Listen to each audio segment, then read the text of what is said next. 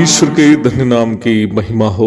आराधनात्मक मनन की और आप सभी का बड़े प्रेम के साथ स्वागत करता हूँ। दूसरे कुरिन्ती 5:21 संक्षेप में परमेश्वर के द्वारा मनुष्य जाति के उद्धार के लिए की गई योजना की सैद्धांतिक परिभाषा है। वहाँ हम इस प्रकार पढ़ते हैं, जो पाप से अज्ञात था उसी को उसने हमारे लिए पाप ठहराया कि हम उसमें होकर परमेश्वर की धार्मिकता बन जाए। यद्यपि ये एक संक्षिप्त परिभाषा हो, विश्वास में जो नए हैं और वचन के ज्ञान में बालक है, उससे ये वचन समझने में कठिनाई हो सकती है। पर जब भी इस आयत का मनन में करता हूँ, मुझे एक कहानी याद आती है जो अक्सर मेरे एक मित्र तथा वरिष्ठ प्रभु के दास श्री भगवान जी कहता था जब भी हम मिलकर सेवा के लिए जाया करते थे। वो कहानी इस प्रकार है। कहीं दो जुड़वा भाई थे जिनके दोनों के शक्ल मिलता जुलता था। दोनों अनाथ थे और अपने चाचा के घर में बचपन गुजारते थे। एक भाई जिनका नाम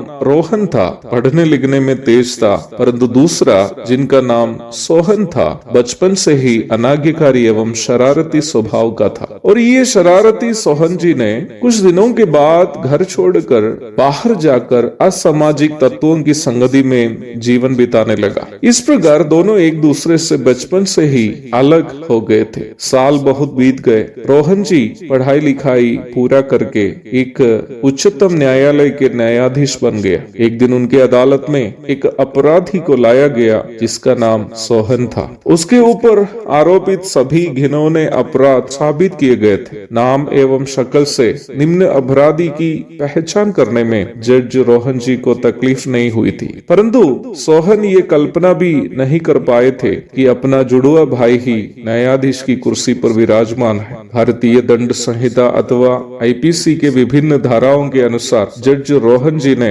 अपराधी सोहन जी को मृत्यु तक फांसी पर लटकाए रखने की सजा सुनाई। अंत में अब एक दिन ही बाकी रह गई सोहन जी को फांसी पर लटकाए जाने के लिए। रोहन जी अपने औद्योगिक भवन में और सोहन जी जेल की सेल में विश्राम नहीं कर पा रहे थे। आधी रात के समय सेंट्रल जेल के गेट पर एक वीवीआईपी की गाड़ी आकर रुकी। जेल के दरवाजे खुल गए। वह जज रोहन जी की गाड़ी थी। जज रोहन साहब के आदेशानुसार उन्हें सोहन की सेल की ओर अकेले जाने दिया। रोहन जी ने सोहन जी के जेल के पास पहुंचे। वह मृत्यु को आमने सामने देखकर सोहन जी भय से बैठा हुआ था। जज साहब को अपने कमरे में देखकर रोहन को पता नहीं चला कि उस समय वह वहां क्यों पहुंचा था, परंतु सेल में प्रवेश करते हुए रोहन जी ने सोहन जी को गले लगाकर चूमते हुए फूट फूट कर रोने लगे और अपनी पहचान दी कि वह उनके जुड़वा भाई है। और इस प्रकार कहा, भाई सोहन, तुम तो बचपन से ही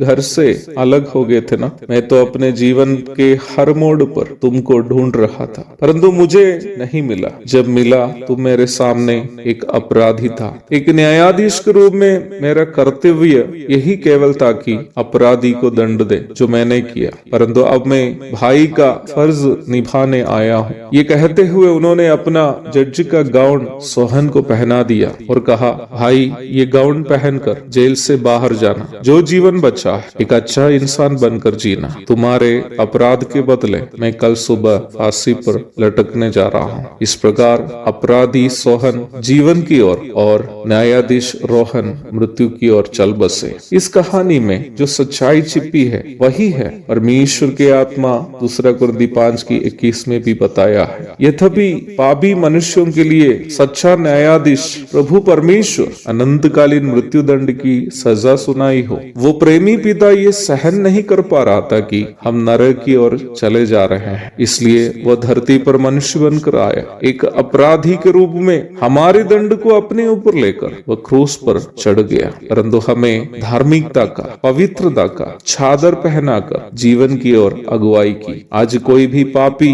परमेश्वर के पूर्ण अवतार यीशु मसीह के द्वारा मुक्ति, शांति एवं अनंत जीवन प्राप्त कर सकता है। आइए हम उनके पावन स्मरणा में रोटी और दाखरस में भाग लेते हुए आराधना, स्तुति एवं धन्यवाद की भेंट उनके पावन तले अर्पण करेंगे। उनके धन्य नाम की महिमा युगानुयुग होती रहे। आमीन। ना पाप किया था न छल मुंह से निकला, चुपचाप सब सह लिया।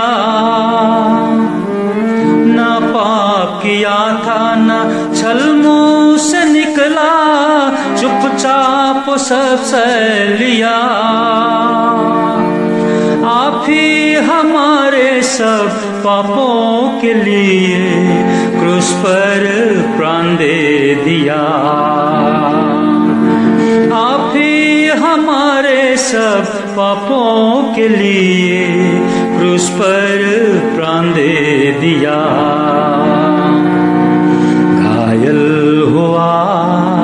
घायल हुआ मेरे लिए मसीह घायल हुआ। घायल हुआ मेरे लिए मसीह घायल हुआ।